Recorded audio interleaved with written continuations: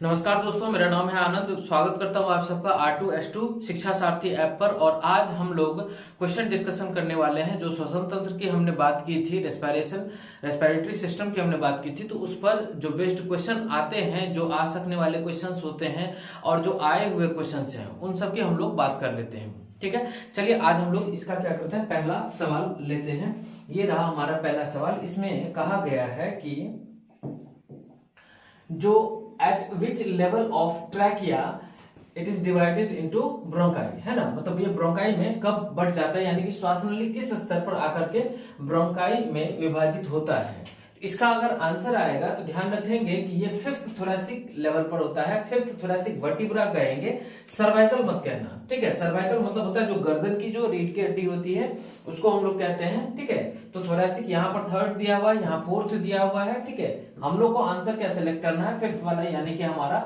जो पहला ऑप्शन है ये हमारा आंसर हो जाएगा। कि पांचवें अगर हम बात करेंगे तो वक्षीय कशेरुका के पास जाकर के ये ब्रोंकाई में डिवाइड कर जाता है। जो ऊपर से ये ट्रैकिया आ रहा होता है, हमने आपको बताया था ये स्ट्रक्चर बना करके, और ये यहाँ से किस में कन्वर्ट हो जाता है, ये यहाँ से ब्रोंकाई में बदल जाता है। ये क्या है, ये ब्रोंकाई है।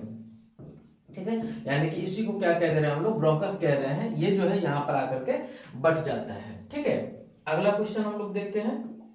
देखिए अगला क्वेश्चन है हमारा, in following which internal layer covers the lungs. मतलब लंग्स को कौन सी आंतरिक परत जो है वो आंतरिक रूप से ढकती है। देखिए जब हम लोग लंग्स के डायग्राम की बात करते हैं तो लंग्स का जो डायग्राम होता है ये कुछ ऐसा मान लेते हैं कि ये लंग्स है। ठीक है, ये लंग्स है, और ये मान लेते हैं कि ये दाहिने तरफ वाला है, जो हमारे बाएं तरफ डायग्राम का जो बायां होता है वो हमारा दायां होता है। ठीक है, तो डायग्राम का ये क्या है, ये मतलब हमारा बायां जो है ये डायग्राम का दायां होगा। ठीक है, और डायग्राम का जो बायां होगा वो हमारा दायां होगा। देखिए ये इसका क्या है, ब्रोंकस है। और इसके ऊपर से अगर हम लोग देखेंगे, इसके ऊपर से दो लेयर का एक सुरक्षा आवरण होता है, प्रोटेक्टिव कवरिंग होती है इसके ऊपर से दो लेयर का। एक लेयर ये हो गया और दूसरा लेयर ये हो गया, है ना। इस पर से भी सवाल आते हैं कि कौन सा लेयर कौन सा है, तो इसके बारे में आगे हम लोग बात करेंगे। इस दोनों को मिला करके क्या कहा जाता है, इसको कहा जाता है प्लूरा। ठीक है, यानी प्लूरल मेम्ब्रेन कहा जाता है। और इसमें जो फ्लूइड भरा हुआ होता है उसको बोलते हैं प्लूरल फ्लूइड। ठीक है, आशा करते हैं आपको समझ में आ रहा होगा। और ये क्या है, ये लंग्स है। ठीक, ये लंग्स है, तो इसको हम लोग क्या बोलेंगे, तो इसको हम लोग कहेंगे प्लूरा। अब देखिए यहाँ पर दो तरह के ऑप्शन दिए हुए हैं, यानी कि कार्डियम वाला तो नहीं है। कार्डियम वाला तो किससे संबंधित होता है, हार्ट से संबंधित होता है, यानी कि दिल से संबंधित होता है कि नहीं। हम लोग किससे संबंधित कह रहे हैं, क्योंकि हमने प्लूरा कहा, तो अब प्लूरा में भी देख लेते हैं कौन सा प्लूरा। देखिए जब प्लूरा की बात करते हैं, जो बाहरी प्लूरा होता है उसको पेराइटल प्लूरा बोलते हैं। इसको क्या बोलेंगे, पेराइटल प्लूरा। और जो अंदर का प्लूरा होता है उसको बोलते हैं विसरल प्लूरा। किसी भी ऑर्गन पर अगर प्लूरा प्रेजेंट है तो जो ऑर्गन से एकदम सटा हुआ है, ठीक है, उसको क्या बोलेंगे, उसको विसरल बोलेंगे। और उससे बाहर वाला जो होगा उसको क्या बोलेंगे, पैराइटल प्लूरा बोलेंगे। तो बताओ यहां पर आंसर क्या चला जाएगा, पैराइटल प्लूरा यहां पर हमारा आंसर आएगा। अगला क्वेश्चन देखते हैं क्या है, in the blood most of oxygen is carried in combination with. मतलब कि किसके साथ अधिकांश ऑक्सीजन जो है किसके संयोजन में वहन किया जाता है। तो इस पर ध्यान रखेंगे कि आरबीसी कहेंगे, यानी कि लाल रक्त कण। और देखिए ऑप्शन दो तरह के हैं आपके पास, आरबीसी भी है और हीमोग्लोबिन भी है। ठीक है ना, आरबीसी भी है और हीमोग्लोबिन भी है। तो ऑक्सीजन मेनली किसके साथ बाइंड करता है, हीमोग्लोबिन के साथ। ठीक है, इस तरह से इसमें मिस्टेक नहीं होना चाहिए, ये चीज ध्यान रखना है आपको। आरबीसी और हीमोग्लोबिन में आप लोग ध्यान रखेंगे, क्योंकि ऑक्सीजन के साथ हमने आपको बताया था कि O2 जो है वो हीमोग्लोबिन के साथ बाइंड करके रिवर्सिबल मैनर में बाइंड करता है, और ये क्या बनाता है, HbO2 बनाता है, जिसको कि हम लोग क्या बोलते हैं, ऑक्सी हीमोग्लोबिन बोलते हैं। इसको क्या बोलते हैं, ऑक्सी हीमोग्लोबिन। तो एक्चुअली वो आरबीसी के साथ बाइंड नहीं करता है, आरबीसी के अंदर में जो मेटालिक प्रोटीन प्रेजेंट होते हैं, जो हीमोग्लोबिन प्रेजेंट होता है, उसके साथ जाकर के बाइंड करता है। सिमिलरली CO2 जो बाइंड करता है कार्बन डाइऑक्साइड का भी अगर हम लोग देख लेंगे तो ये भी रिवर्सिबल मैनर में बाइंड करता है और ये क्या बनाता है HbCO2 और ये क्या होता है, ये होता है कार्बामिनोग्लोबिन, कार्ब अमीनोग्लोबिन। इसके बारे में भी हम लोगों ने बात की थी, है कि नहीं? आपको इसके बारे में भी याद होगा, कार्बामिनोग्लोबिन के बारे में भी बताया। और साथ में एक और चीज की बात कर लेते हैं, किसकी? कार्बन मोनोऑक्साइड की। और जब कार्बन मोनोऑक्साइड की बात करोगे तो वहां पर ये रिवर्सिबल नहीं होता है, ये एक स्थायी यौगिक बनाता है और उसका नाम होता है क्या? HbCO। ये हो जाता है HbCO। इसको हम लोग कहते हैं कार्बोक्सी हीमोग्लोबिन। कई बार ना नाम से कंफ्यूजन हो जाता है, ऑक्सी हीमोग्लोबिन तो कार्बन डाइऑक्साइड जुड़ा तो कार्बोक्सी हीमोग्लोबिन। ऐसा नहीं करना, कार्बन मोनोऑक्साइड पर हम लोग क्या वर्ड यूज करेंगे? Carboxy haemoglobin. ठीक है, तीनों ही पॉइंट समझ में आ गए होंगे। कब क्वेश्चन किस तरह से पूछेगा, क्या आंसर करना है। ठीक है, चलिए अगले क्वेश्चन पर चलते हैं। इन नॉर्मल अडल्ट, अगर हम लोग सामान्य वयस्क की बात करते हैं तो उसमें टाइडल वॉल्यूम की मात्रा कितनी होती है? तो ध्यान रखेंगे, जो हम लोग नॉर्मल अवस्था में सांस लेते हैं, सामान्य अवस्था में जो सांस लेते हैं, उसका जो अमाउंट होता है वो 500 ml होता है। तो टाइडल वॉल्यूम का अमाउंट कितना बताओगे आप? 500 ml बताओगे। ठीक है, एक रेस्पिरेटरी सर्कल का अगर बताना हो तो 1000 बताना, लेकिन अगर मान लो कि टाइडल वॉल्यूम सिंपल करके पूछा जा रहा है तो कितना बताएंगे हम लोग? 500 ml ही बताएंगे। ठीक है, अगले क्वेश्चन पर चलते हैं। The amount of air passing into and out of the lungs, यानी कि इस फेफड़े में एक बार आने और बाहर जाने वाली हवा की मात्रा को क्या कहते हैं? नोन एज, है ना? श्वसन में प्रत्येक चक्र के दौरान फेफड़ों में अंदर और बाहर जाने वाली हवा की मात्रा को क्या कहते हैं? देखिए फिर से आ गया ये टाइडल वॉल्यूम, है कि नहीं? क्यों, क्या कहा जाएगा इसको? टाइडल वॉल्यूम कहा जाएगा। एक ग्राफ भी बना करके आपको चलिए बता देते हैं इसके बारे में कि आखिर ये सब चीज हम लोग कैसे निकालते हैं। सपोज करते हैं ना कि यहां पर हमने कुछ लाइंस बनाई हुई हैं। ठीक है, चलिए कुछ लाइंस ड्रॉ कर लेते हैं। ये रहा, ये रहा, ये रहा, फिर ये रहा और ये रहा। ये जो है ना हमारे लंग्स के कैपेसिटी को दिखा रहा है, लंग्स के अंदर जितना स्पेस है उसको दिखा रहा है। अगर मान लो कि लंग्स जो है ना वो नॉर्मल रेस्पिरेशन करता हुआ चल रहा है, उसमें कोई जोर जबरदस्ती नहीं की जा रही है ना, तो ये जितनी बार ये ऊपर जा रहा है उतनी बार सांस अंदर आ रही है, अंतः श्वसन हो रहा है, इनस्पायरेशन हो रहा है। और जितनी बार ये ग्राफ नीचे जा रहा है उतनी बार हम क्या करेंगे? बाह्य श्वसन हो रहा है, एक्सपीरेशन हो रहा है, यानी कि इनस्पायरेशन एक्सपायरेशन, इनस्पायरेशन एक्सपायरेशन, है कि नहीं? इस तरह से करके यहां तक में अभी इसने क्या किया? एक बार सांस लिया, छोड़ा, फिर सांस लिया, फिर छोड़ा, फिर सांस लिया, नॉर्मली।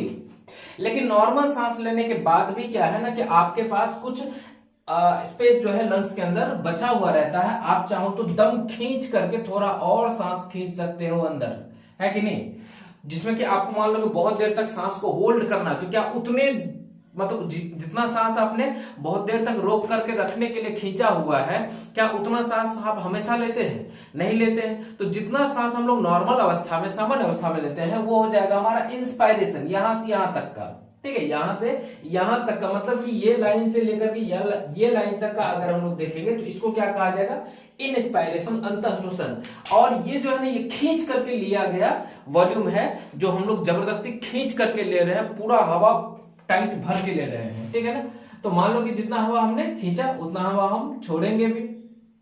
ठीक है, और एक बात और यहां पर समझ लेना कि हमने मान लो कि यहां पर हवा हमने एक्स्ट्रा जो अमाउंट में लिया था वो छोड़ा, फिर हमने कितना हवा छोड़ा? जो कि हमने एक्स्ट्रा अमाउंट से पहले नॉर्मल अवस्था में लिया हुआ था वो वाला हवा बाहर निकला, है कि नहीं? यानी कि टाइडल वॉल्यूम भी बाहर निकल गया। और टाइडल वॉल्यूम निकलने के बाद अगर हम चाहेंगे तो प्राणायाम के दौरान अगर हम जैसे बात करते हैं तो क्या करते हैं कि कुछ दम लगा करके हम लोग एक्स्ट्रा अमाउंट में हवा बाहर भी फेंक पाते हैं।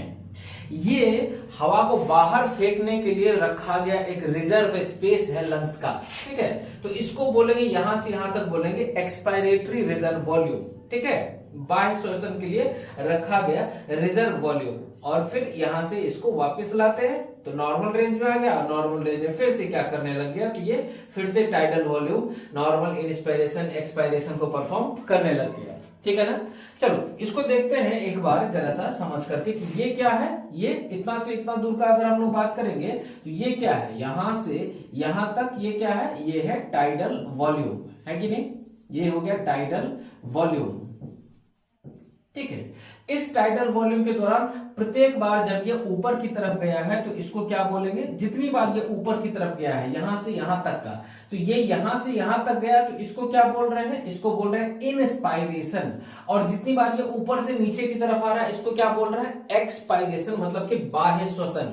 यानी कि ये क्या है, एक टाइडल वॉल्यूम में अगर हम लोग बात करेंगे तो क्या आता है, एक अंतः श्वसन आता है, अंतः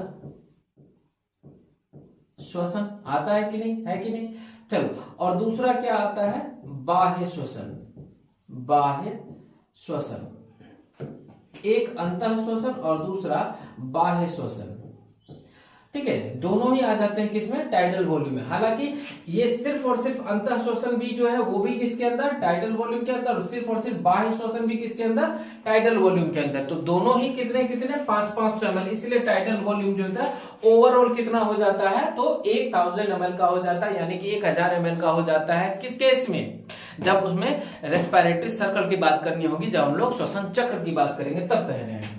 यानी कि यहां से हमने जब नॉर्मल सांस छोड़ दिया उसके बाद जो हमने एक बार फिर से नॉर्मल सांस लिया है, इतना दूर क्या हुआ है, तो ये नॉर्मल इनस्पायरेशन हुआ है, सामान्य अंतः श्वसन हुआ है। और इसके बाद हमने दम खींच करके यहां तक जो सांस भरा, इसका कहने का मतलब क्या हो गया, यहां से यहां तक का जो ये अमाउंट होगा हवा का, जितना वॉल्यूम हम सांस अंदर खींच सकते हैं, जितनी हवा की मात्रा अंदर खींच सकते हैं, तो ये अंदर खींच रहे हैं, अंतर श्वसन में एक्स्ट्रा ऐड कर रहे हैं। यानी कि लंग्स के पास ये एक एक्स्ट्रा स्पेस बचा हुआ है कि नहीं, एक वॉल्यूम बचा हुआ है लंग्स के पास, किस चीज के लिए, तो इंस्पायरेशन के लिए। इसीलिए इसको क्या बोलते हैं, inspiratory reserve, inspiratory reserve volume कहते हैं इसको। बात समझ में आई, इसको क्या बोलेंगे, इंस्पायरेटरी रिजर्व वॉल्यूम। अच्छा, एक बात बताना जरा सा, अगर हम यहां से लेकर के यहां तक का टोटल बात करते हैं तो क्या यहां से लेकर के यहां तक ग्राफ ऊपर ही जा रहा है, बिल्कुल ऊपर जा रहा है। तो क्या यहां से यहां तक को हम कहेंगे कि यहां से यहां तक तो जो भी क्रिया देखने के लिए मिली वो अंतः श्वसन ही है, चाहे सामान्य वाला अंतः श्वसन यहां से यहां तक हुआ है, चाहे दम लगा करके खींच करके अंतः श्वसन हुआ है, हुआ तो ओवरऑल क्या है, अंतः श्वसन ही है।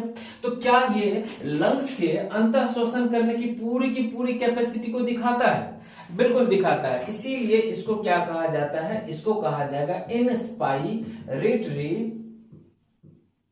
कैपेसिटी कहा जाएगा। इसको क्या कहा जाएगा, inspiratory capacity.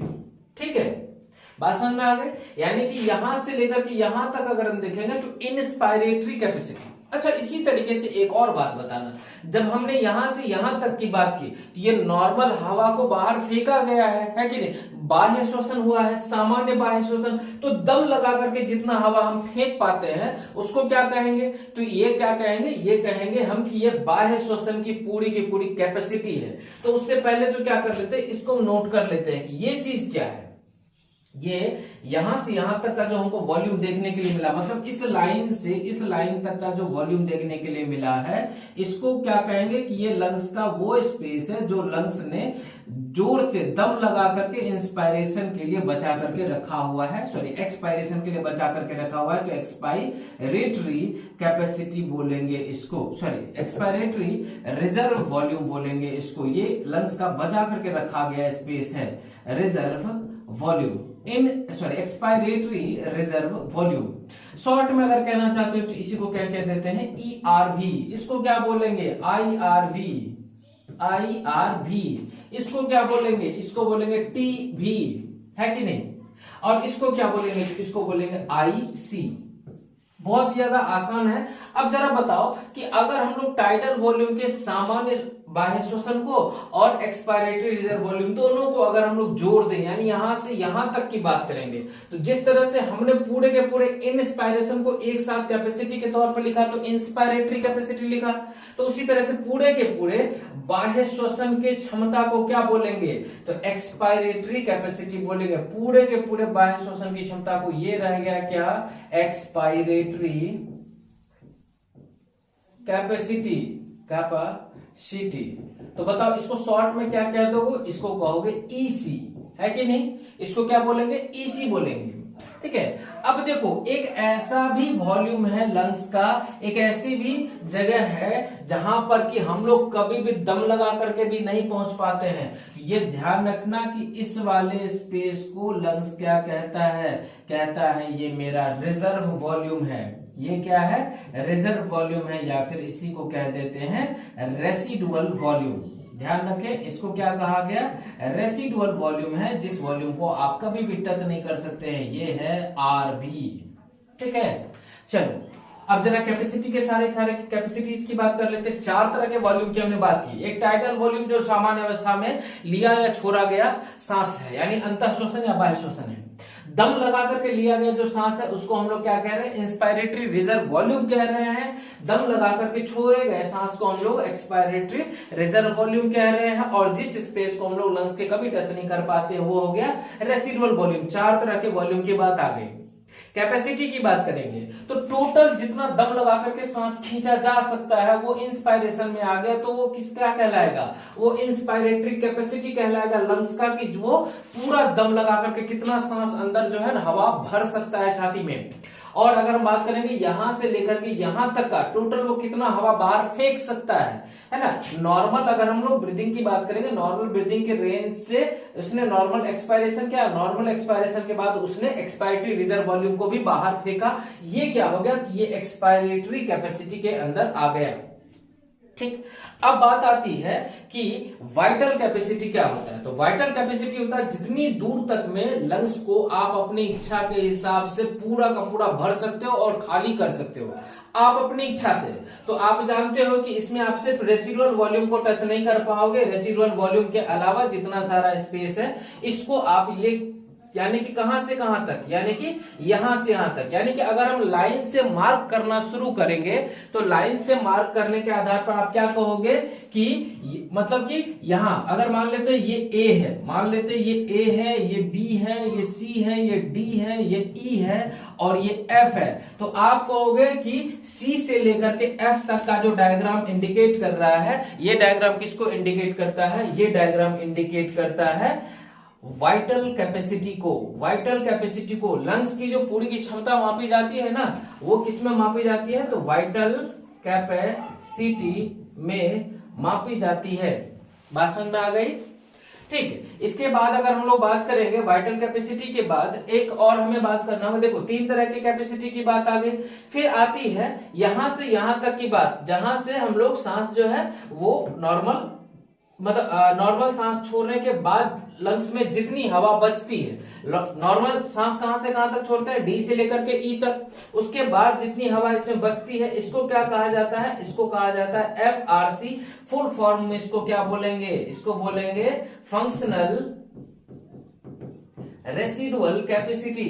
Functional residual capacity, ठीक है ना। और इसको शॉर्ट में क्या कह दोगे, तो इसको वीसी, इसको एफआरसी। ठीक है, यहां तक में कहीं दिक्कत नहीं होनी चाहिए। और इसके बाद एक बस आ जाता है total lungs capacity, TLC. Total lungs capacity यहां से लेकर के यहां तक को पूरे को जोड़ दो, सब किसमें आ जाएगा, सब अगर मिला दें तो उसको हम लोग कहेंगे टोटल लंग्स की कैपेसिटी, टीएलसी, है कि नहीं। ये इसको क्या बोलेंगे, टोटल लंग कैपेसिटी, कैपेसिटी। तो क्या बोलोगे इसको शॉर्ट में, टीएलसी, है कि नहीं। इसको देखो, अगर देखना है अच्छे से तो इसको एक बार जरा मेजर करके देखना। सिंपल आपसे पूछा जाएगा कि आईसी जो होता है, आईसी में क्या क्या आता है, तो आईसी में आप कहोगे यहां से यहां तक आता है, यानी कि नॉर्मल टीवी आता है, और उसके बाद क्या आता है, आईआरबी आता है। यानी कि आप कह सकते हो कि IC is equals to TV plus IRB, है कि नहीं। फिर आपसे अगर पूछा जाएगा ईसी किसको कहेंगे, तो ईसी कहेंगे टीवी प्लस ईआरबी। मैं यहाँ पे लिख रहा हूं, आप मैच करते जाए साथ साथ में, आपको मिलता जाएगा। उसके बाद अगर वाइटल कैपेसिटी करेंगे, बताओ वाइटल कैपेसिटी में क्या आ जाएगा, वाइटल कैपेसिटी में आ जाएगा IRB plus TV plus ERB, है कि नहीं। तीनों को जोड़ देंगे तो वो किसमें आ जाएगा, वाइटल कैपेसिटी में आ जाएगा। और टीएलसी में अगर एक आ जाएगा कौन सा, एफआरसी ना आपका, एफआरसी। एफआरसी में क्या क्या आ जाएगा, तो एफआरसी में आ जाएगा ईआरबी प्लस RV जो रेसिडुअल वॉल्यूम है वो वाला, और फिर आ जाता है TLC। TLC में सारे के सारे वॉल्यूम्स को आपस में जोड़ दो, क्या आ जाएगा, IRV plus TV plus ERV plus ERV के बाद रेसिडुअल वॉल्यूम है ना RV, इन सब को जोड़ दो तो ये क्या बन जाएगा, ये बन जाएगा TLC, है कि नहीं। सारी कैपेसिटी 5 कैपेसिटी 4 वॉल्यूम, सबको याद रखना है, ठीक है। इसके बाद चलिए अगले क्वेश्चन पर चलते हैं। ये रहा, which of the following sentence is true, कौन सा इसमें से जो है ना सही है। तो देखो बहुत ही आसान है, इसमें से कह रहा है कि process of expiration is active, गलत बात है, एक्सपीरेशन एक्टिव नहीं होता है, इंस्पायरेशन एक्टिव होता है। दूसरा ही ऑप्शन दे रहा है process of inspiration is passive, फिर से गलत बात है। फिर क्या कहेंगे, process of inspiration is active, ये बिल्कुल सही बात है। अगला भी देख लेते हैं, बोथ प्रोसेस इज एक्टिव, ये भी गलत बात है। तो हमारा आंसर क्या आ गया, सी, है कि नहीं। अगले क्वेश्चन पर चलते हैं। इंटरकोस्टल मांसपेशियों के बारे में पूछा जा रहा है कि इसके आराम करने के कारण क्या होता है। तो बताओ, इंटरकोस्टल मसल के बारे में बताए थे, अगर ये मान लो थोरेसिक कैविटी है और यहाँ पर रिब्स के बीच बीच में जो मसल्स होती हैं उसकी अगर बात करते हैं, ये अगर कॉन्ट्रैक्ट करता है, संकुचित होगा, तो लंग्स का वॉल्यूम जो है वो घटेगा। लंग्स का वॉल्यूम घटेगा तो इंट्रा पल्मोनरी प्रेशर जो है ना वो बढ़ेगा, है ना, फेफड़े पर जो है दाब बढ़ेगा, दाब बढ़ेगा तो एक्सपायरेशन होगा। और अगर मान लो कि ये रिलैक्स होंगी तो थोरेसिक वॉल्यूम जो है वो बढ़ेगा, बढ़ेगा तो स्पेस बनेगा, तो हवा अंदर आएगी, यानी कि क्या होगा, इंस्पायरेशन होगा, ठीक है। अगले प्रश्न पर चलते हैं। Which condition is responsible for inspiration, मतलब इंस्पायरेशन अंतः श्वसन के लिए कौन सी स्थिति जिम्मेदार होती है। तो देखो इसमें कह रहा है कि कॉन्ट्रैक्शन ऑफ इंटरकोस्टल मसल, अभी जस्ट हमने बताया कि इंटरकोस्टल मसल अगर कॉन्ट्रैक्ट करेगा तो अंतः श्वसन नहीं होगा, बाह्य श्वसन होगा। तो बताओ, रिलैक्सेशन ऑफ इंटरकोस्टल मसल एक सही ऑप्शन है। और आगे देख लेते हैं, कॉन्ट्रैक्शन ऑफ डायाफ्राम। तो देखो डायाफ्राम के बारे में बात करते हैं, डायाफ्राम जो है वो रिलैक्स्ड स्टेट में, है ना, ऐसा होता है, और कॉन्ट्रैक्टेड स्टेट में ये थोड़ा फ्लैट होता है। कॉन्ट्रैक्टेड स्टेट में तो हम लोग क्या कहेंगे, कॉन्ट्रैक्शन ऑफ डायफ्राम। तो दोनों को मिलाकर के क्या आ जाएगा, देखो यहाँ पर बी आना चाहिए ऑप्शन में, ठीक है। यहाँ पर क्या आना चाहिए, बी आना चाहिए ऑप्शन में, तो क्या आ जाएगा, इसका डी आंसर हो जाएगा। फिर आगे बात करते हैं, ठीक है। अगला सवाल देखते हैं कि डायाफ्राम के रिलैक्सेशन के दौरान क्या होता है। अगर डायाफ्राम रिलैक्स कर रहा है तो देखो, डायाफ्राम रिलैक्स करता है तो डोम शेप का होता है, गुंबद के जैसा आकार का हो जाता है। तो क्या करेगा, अगर मान लो कि अगर ये ऐसे फ्लैट कंडीशन में था तो लंग्स इस पर इस तरह से करके टिका हुआ था, है कि नहीं। और अगर ये इस तरह से करके डोम शेप का होता तो इसने क्या किया, लंग्स पर प्रेशर लगाया ना। तो बताओ कि हवा जो है वो सीधा ब्रोंकाई के रास्ते से ट्रैकिया से बाहर, यानी कि बाह्य श्वसन होगा। तो कह लो कि length of thoracic cavity decreases. दूसरा कह रहा है pressure in the thoracic cavity increases. और फिर क्या कह रहा है कि air is expelled from the lungs. Relaxation पूछ रहा है ना, रिलैक्स करवाए हैं इसको। और उसके बाद कह रहा है length of the thoracic cavity increases. यहां पर दे रहा है हमारा answer, length of the thoracic cavity increases, है ना। ये आ जाएगा हमारा आंसर कि थोरेसिक कैविटी का लंग्स जो ये लेंथ है वो इंक्रीज कर जाएगा इसके कारण से। अगला सवाल देखते हैं। फिर क्या है, विश्राम की अवस्था में, यानी कि रिलैक्सेशन के टाइम पर इंस्पिरेशन की अवधि कितनी होती है, ठीक है। विश्राम के अवस्था में इंस्पिरेशन की अवधि जो है, इसका तो आप ध्यान रख लेना कि इसका 2/3 का रेशियो होता है ना। 2/3 का रेशियो आपको बस सामान्यतः याद रखना है। तो इसमें क्या होता है, इंस्पिरेशन के लिए 2 सेकेंड का होता है, और ये किसके लिए होता है, ये एक्सपिरेशन के लिए होता है। एक्सपायरेशन में यूजुअली जो है थोड़ा ज्यादा समय लगता है, किसके कंपैरिजन में, तो इंस्पायरेशन के कंपैरिजन में अंतः श्वसन से थोड़ा ज्यादा समय लगता है, किसमें, बाह्य श्वसन में। बात समझ में आ गई होगी, है कि नहीं। चलो अगले की बात करते हैं। श्वसन में प्रयुक्त होने वाली मुख्य मांसपेशियां कौन सी हैं। तो हम जानते हैं कि इंटरकोस्टल मसल भी है, डायफ्राम भी है, ट्राइसेप्स बाइसेप्स तो नहीं आता है। तो क्या हो जाएगा answer, both A and B. चलो अगले क्वेश्चन को देखते हैं। ऊपर से नीचे की तरफ ब्रोंकाई का कौन सा क्रम जो सही विभाजन दर्शाता है। तो ब्रोंकाई के बाद इसने ब्रोंक्यूल्स लिया, फिर टर्मिनल ब्रोंक्यूल्स लिया, लेकिन इसमें पूरा नहीं है। तो ब्रोंक्यूल्स फिर रेस्पिरेटरी ब्रोंक्यूल्स इसने पहले ले लिया, ये भी गलत जाएगा। नन ऑफ द अबव तो आएगा नहीं। फिर ब्रोंकस देखते हैं, उसके बाद ब्रोंक्यूल्स, फिर टर्मिनल ब्रोंक्यूल्स, फिर रेस्पिरेटरी ब्रोंक्यूल्स, ये बिल्कुल सही है। है कि नहीं। तो इसका हम लोग ध्यान रखेंगे क्रम का कि पहले ब्रोंकस होगा, फिर ब्रोंकियोल्स होगा, फिर टर्मिनल ब्रोंकियोल्स, फिर रेस्पिरेटरी ब्रोंकियोल्स। इसका अगर पूरा डायग्राम बनाना चाहें ये कुछ इस तरह से बनेगा। ये ट्रैकिया है, ये ट्रैकिया क्या हुआ, दो पार्ट में विभाजित हुआ, किसमें, ब्रोंकस में। ब्रोंकस जो है इस तरीके से अब किसमें विभाजित हुआ, ये हुआ प्राइमरी ब्रोंकियोल्स में। प्राइमरी ब्रोंकियोल और ज्यादा विभाजित हुआ किसमें, सेकेंडरी ब्रोंकियोल्स में। सेकेंडरी ब्रोंकियोल्स और ज्यादा विभाजित होगा किसमें, टर्शियरी ब्रोंकियोल्स में। और टर्शियरी ब्रोंकियोल्स जो है वो फाइनली एक बार और विभाजित होगा किसमें, टर्मिनल ब्रोंकियोल्स में। और टर्मिनल ब्रोंकियोल्स के बाद हमको क्या देखने के लिए मिलेगा, ये अब रेस्पिरेटरी ब्रोंकियोल्स में कन्वर्ट हो चुके हैं। ये डायग्राम भले ही आपको इस तरह से जाता हुआ दिखेगा, लेकिन लंग्स में पूरी तरह से ये ऐसे ही फैला हुआ रहता है। इसका हम सबका नामांकन कर देते हैं, घबराना मत बस।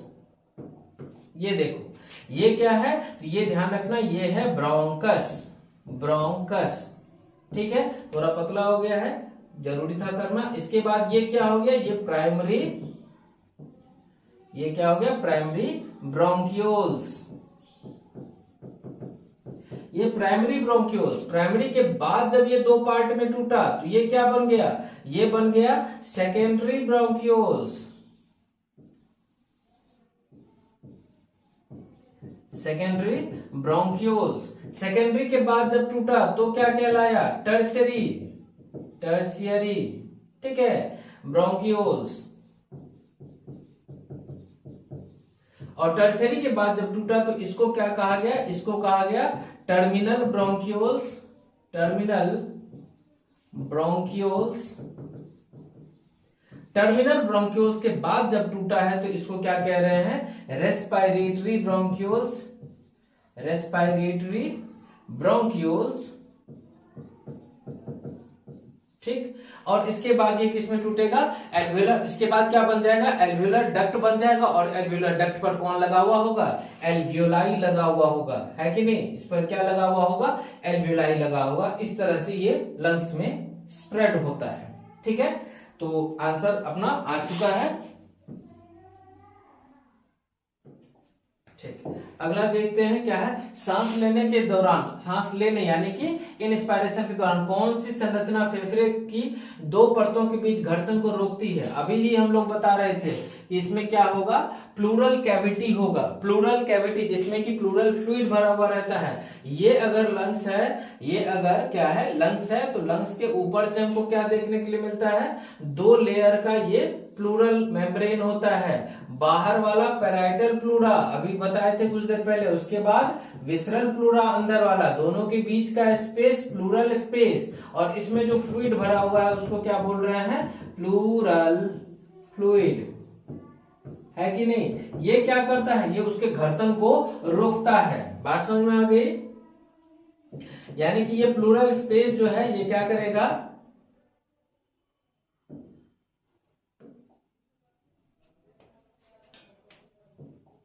ठीक है, ये प्लूरल स्पेस क्या करेगा, ये बाहर से आने वाले किसी भी एक्सटर्नल जर्क को, एक्सटर्नल दबाव को क्या करेगा, लंग्स तक नहीं पहुंचने देगा। ये क्या है, ये लंग्स है, यहां तक नहीं पहुंचने देगा तो ये क्या करेगा, ये इसको बचाएगा, है ना, घर्षण को रोकेगा। अगला सवाल देखते हैं कि फेफड़ों का फंक्शन किससे मापा जाता है। आंसर है स्पायरोमीटर। ध्यान रखना कि स्पायरोमीटर जो है ये उसको मापता है। स्टेथोस्कोप मत कह देना, ये दिल की धड़कनों को देखने सुनने के लिए होता है, ठीक है। इसके बाद आता है बाह्य श्वसन के दौरान डायफ्राम का आकार कैसा होता है, यानी एक्सपायरेशन के दौरान। एक्सपायरेशन कब होगा, जब लंग्स को ऊपर ठेला जाएगा, लंग्स को ऊपर कब धकेला जाएगा, तो ध्यान रखेंगे जब डायफ्राम जो है वो कैसा शेप का होगा, डोम शेप का होगा, है कि नहीं, डोम शेप का होगा। स्ट्रेट कंडीशन किसको बोलते हैं, फ्लैट कंडीशन को ही बोलते हैं। ये कैसा कंडीशन होता है, जिसमें पर वो कॉन्ट्रैक्टेड होता है, तो स्ट्रेट और कॉन्ट्रैक्टेड तो होगा नहीं, यानी कि क्या होगा, डोम शेप का होगा, ठीक है। और जब सांस लेने की अवस्था आएगी तो उस समय पर इसको नीचे फ्लैट होना पड़ेगा, ठीक है।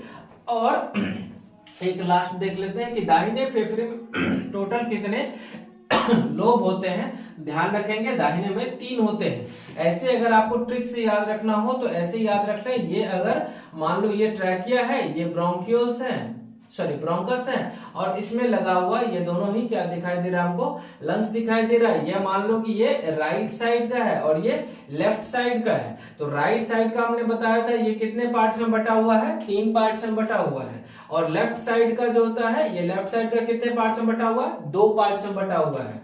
तो राइट जो है ये क्या है, ये ट्राइलोब्ड है, ठीक है। और ये कैसा होता है, ये बाई लोब्ड है। इसमें 2 लोब होते हैं, तो 2 बोले तो बाई, है ना, तो बाई लोब्ड। बात समझ में आ गई होगी, दोनों ही पॉइंट ध्यान रखना। ऐसे राइट ट्राई, ठीक है, राइट ट्राई करके याद रखो, इसमें आसानी होगी, बहुत ज्यादा दिक्कत नहीं होगी, ठीक है। यहां तक में हमारा क्वेश्चन जो है ना सॉल्व हो जाता है किसका, रेस्पिरेटरी सिस्टम का। इसके बाद अगले चैप्टर की हम लोग बात करेंगे, ठीक है। तब तक के लिए आप लोग बने रहिए, बहुत बहुत धन्यवाद।